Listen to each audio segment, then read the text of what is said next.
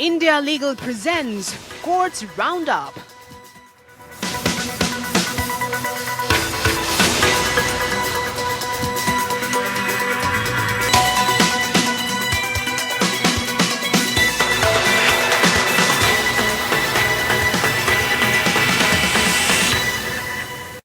Supreme court 4 राज्यों में Covid से हुई मौत के लिए परिजनों को दिए जाने वाले मुआवजे के दावों में से 5% की औचक जांच करने के प्रस्ताव पर आदेश जारी करेगा। Justice MR. शाह और जस्टिस बी.वी. नागरत्ना ने इस मामले में आदेश सुरक्षित रखा है। कोर्ट बुधवार यानी 23 मार्च को आदेश जारी करेगा।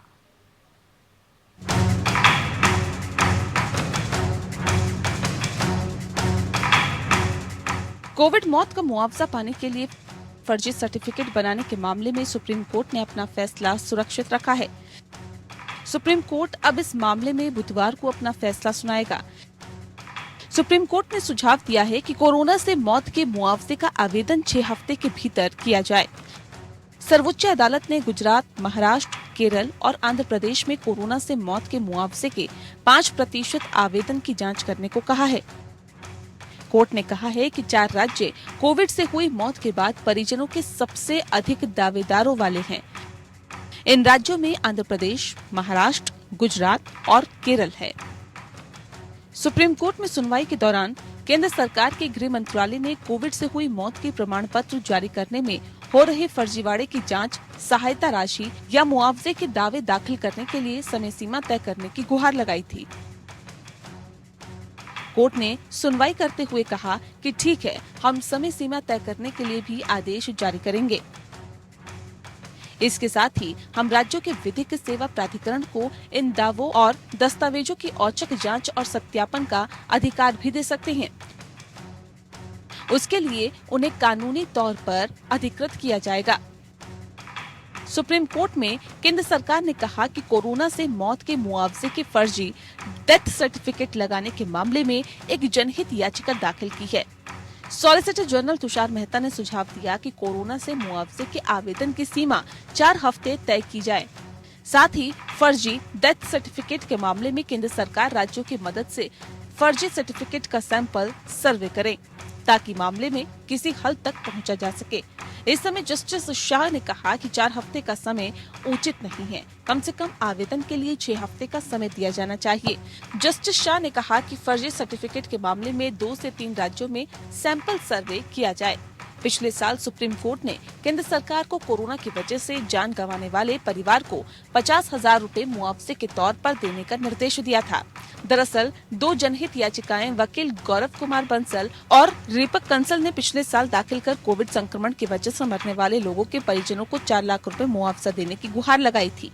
पहले तो सरकार ने फंड की कमी और अन्य कई तकनीकी मजबूरियां बताते हुए आनाकानी की थी, लेकिन कोर्ट के सख्त रवैये से सरकार ने 50,000 रूपए सहायता राशि देने को कहा। इस पर भी कई राज्यों में कोविड से हुई मौत के आधिकारिक आंकड़ों से काफी ज्यादा दावे, तो कहीं बहुत कम दावों पर भी सुप्रीम कोर्ट ने राज्य सरकारों की खबर ली थी। Bureau report. तो वहीं यूक्रेन से लौटे छात्रों की पढ़ाई जारी रखने के मामले पर केंद्र ने सुप्रीम कोर्ट को आश्वासन दिया है कि उनकी पढ़ाई बाधित नहीं होगी।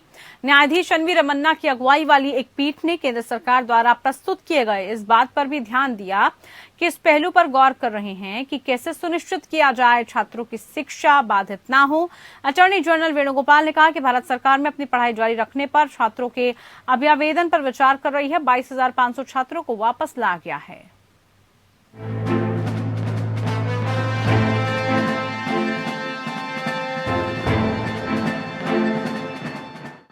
सुप्रीम कोर्ट ने यूक्रेन से भारतीय छात्रों को निकालने की मांग वाली एक याचिका का निपटारा किया है।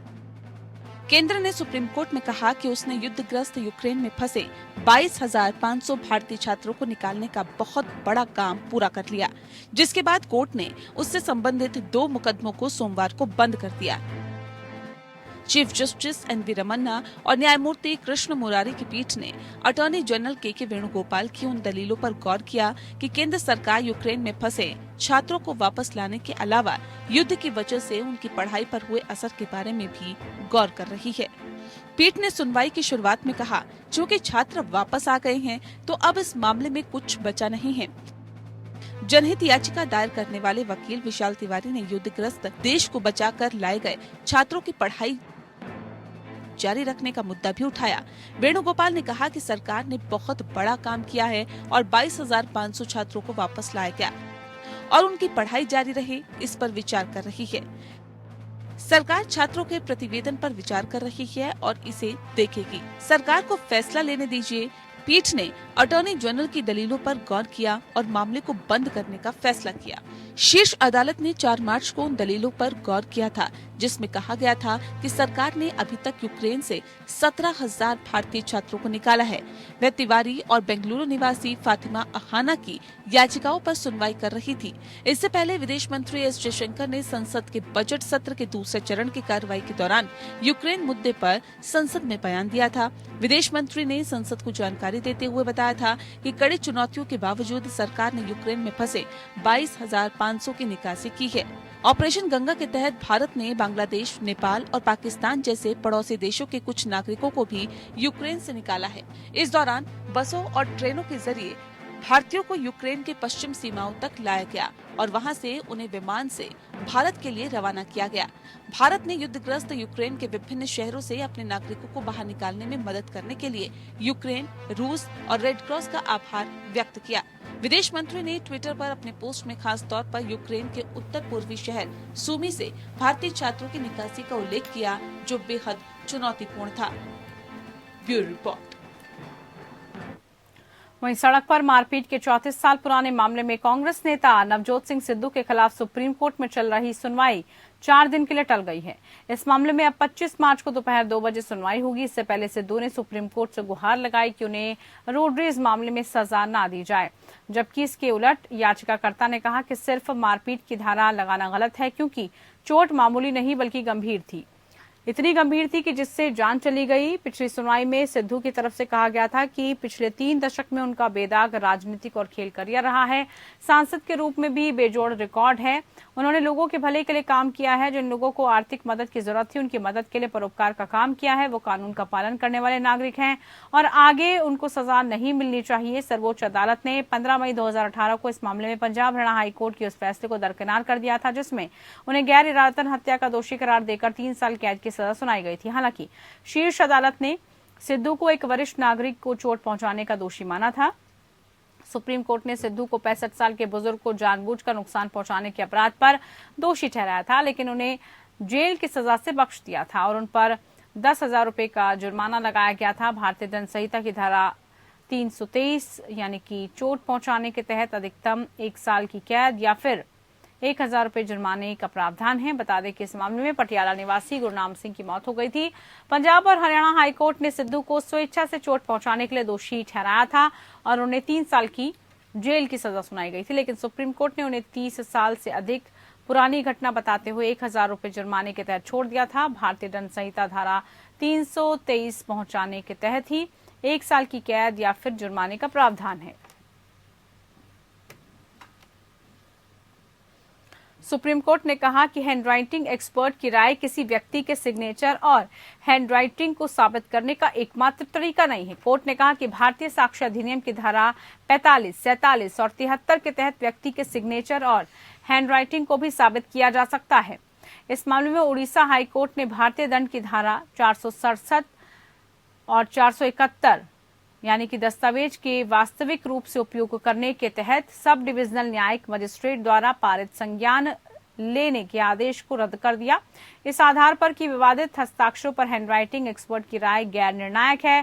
धारा 45 के मुताबिक जब न्यायालय को हैंडराइटिंग आदि की पहचान के बारे में कोई राय बनानी होती है तो ऐसे मामलों में विशेष रूप से कुशल व्यक्तियों द्वारा दी गई राय प्रासंगिक होती है। धारा 73 के तहत ये पता लगाने के लिए कि क्या हस्ताक्षर लेखन या मुहर उस व्यक्ति का है जिसके द्वारा ये लिखा या बनाया गया हो, किसी भी हस्ताक्षर लेखन या मुहर को स्वीकार किया जाना चाहिए या न्यायालय की संतुष्टि के लिए साबित किया गया।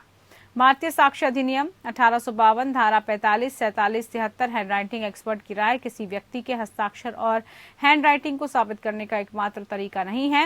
व्यक्ति के हस्ताक्षर और हैंडराइटिंग को धारा 45, 47 और 73 के तहत भी साबित किया जा सकता है।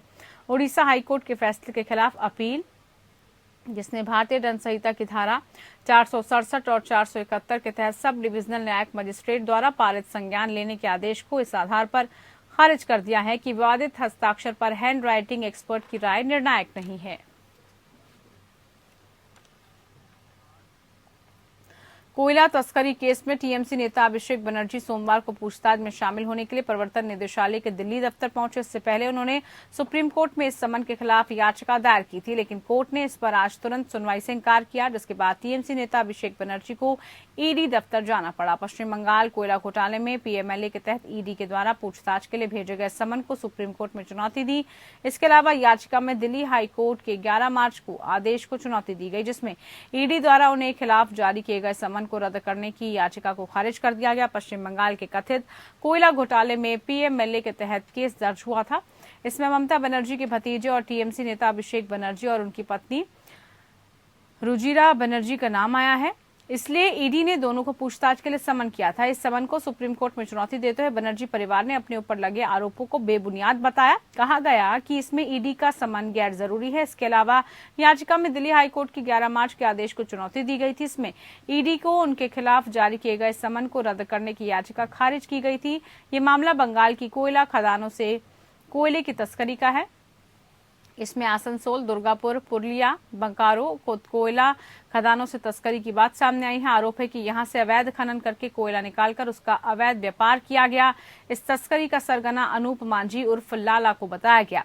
इसमें हजारों करोड़ की अवैध कमाई भी बताई गई। फिलहाल लाला फरार है और उसके ठिकानों पर सीबीआई लगातार छापेमारी कर रही है।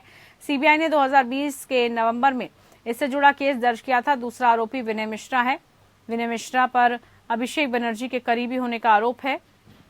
विनय भी अभी सीबीआई के शिकंजे से बाहर है। कुछ गवाहों ने रुजिरा का भी नाम लिया था। आरोप है कि मवेशी तस्करी और कोयला तस्करी एक दूसरे से जुड़े हुए हैं।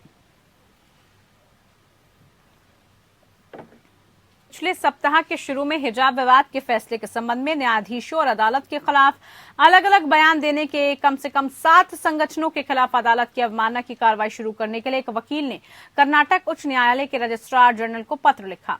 पत्र में निम्नलिखित संगठनों के नामों का उल्लेख किया गया: Karnataka Vidyarthi Sangathan, students Islamic organisation of India, Karnataka student Christian movement of India, Dalit Vidyarthi Parishad, Karnataka Samuhika Bengaluru, girls Islamic organisation, Karnataka Imarat Sharia, Karnataka अन्य संगठनों के शगीर अहमद रशीद, जिन्होंने कर्नाटक बंद का आह्वान किया। अनुरोध अधिवक्ता अमृतेश एनपी द्वारा किया गया था, जिन्होंने आरोप लगाया था कि फैसले का विरोध करने के लिए कर्नाटक बंद का आह्वान समेत संगठनों के कृत्यों का उद्देश्य न्यायालयों को बदनाम करना, उसके अधिकार को कम करना, न्याय के प्रशासन में बाधा डालना था। मुख्य न्यायाधीश ऋतुराज अवस्थी और न्यायमूर्ति कृष्ण एस दीक्षित और न्यायमूर्ति जेएस खाजू की 3 न्यायाधीशों की खंडपीठ ने फैसला दिया था। कर्नाटक उच्च न्यायालय ने 15 मार्च को सरकारी आदेश को राज्य के सरकारी कॉलेजों की कॉलेज विकास समितियों को कॉलेजों के लिए वर्दी निर्धारित करने और इस तरह कॉलेज परिसर में मुस्लिम छात्राओं द्वारा हिजाब पहनने पर प्रतिबंध लगाने का अधिकार को बरकरार रखा था। फैसला सुनाने वाले 3 न्यायाधीशों को बाद में मुख्य न्यायाधीश अवस्थी को मौत की धमकी मिलने के बाद वायु श्रेणी की सुरक्षा प्रदान की गई। इस संबंध में बेंगलुरु के विधान सौधा पुलिस स्टेशन में एक शिकायत भी दर्ज की गई है। केंद्रीय मंत्री नारायण राणे ने अपनी कंपनी के माध्यम से मुंबई के जुहू स्थित आदिश बंगले पर बृहन्मुंबई नगर निगम द्वारा जारी नोटिस को रद्द करने के लिए बॉम्बे हाईकोर्ट का रुख किया। याचिका में कहा गया है कि नोटिस एक कंपनी ऑटलाइन प्रॉपर्टीज प्राइवेट लिमिटेड के नाम पर जारी किया गया था, जिसे एक कंपनी में मिलाया गया था। इसमें राणे और उनके परिवार के शेयर थे। याचिका में कहा गया कंपनी के लाभकारी मालिक होने के नाते राणे और उनके परिवार आदिश बंगले में रहता था, लेकिन क्योंकि परिसर कंपनी के स्वामित्व में था, इसलिए कंपनी के माध्यम से याचिका दायर की जा रही थी। अधिवक्ता आगम दोषी के माध्यम से दायर याचिका में बीएमसी के नामित अधिकारी के नोटिस और आदेशों को इस आधार पर रद्द करने और रद्द की गई मांग की गई कि ये विकृत और अवैध है, याचिकाकर्ताओं के मौलिक अधिकारों का उल्लंघन है। याचिका का जिक्र अधिवक्ता अमोघ सिंह ने सोमवार को किया। जस्टिस एएस सैयद और अभय आहूजा की बेंच 22 मार्च 2022 को याचिका पर सुनवाई करेगी। याचिका में कहा गया कि मीडिया रिपोर्टों के मुताबिक परिसर के लिए एक निरीक्षण नोटिस जारी किया गया था। इसके बाद बीएमसी के कुछ अधिकारियों ने परिसर का दौरा किया। पंचनामा रिपोर्ट तैयार हुई। पहला नोटिस 25 फरवरी को मालिकों कब्जेदारों के नाम पर जारी किया गया।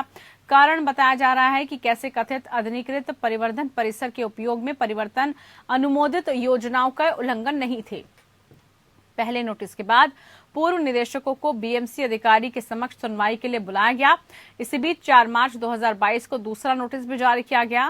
पूर्ववर्ती निदेशकों ने नोटिस का उचित जवाब देने और सुनवाई के लिए समय की मांग की, जिसके जवाब में निदेशकों को 10 मार्च 2022 को सुनवाई के लिए दूसरा शेड्यूल मिला था।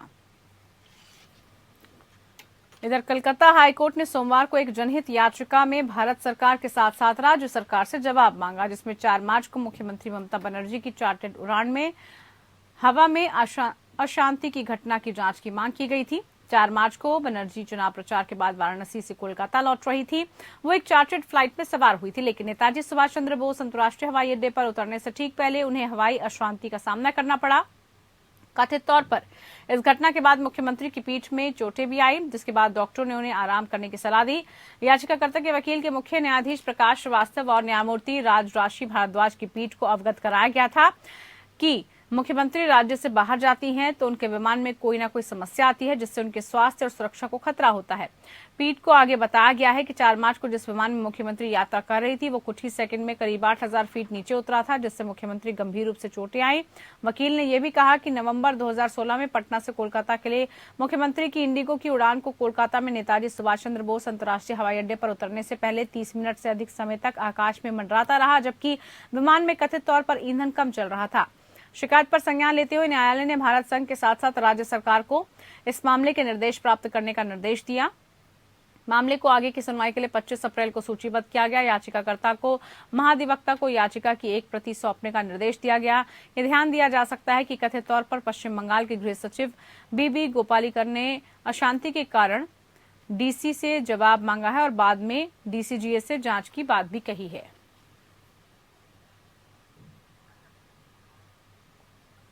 चलिए इसी के साथ कोर्ट्स राउंडअप में फिलहाल के लिए इतना ही। नमस्कार। India Legal presents Courts Roundup.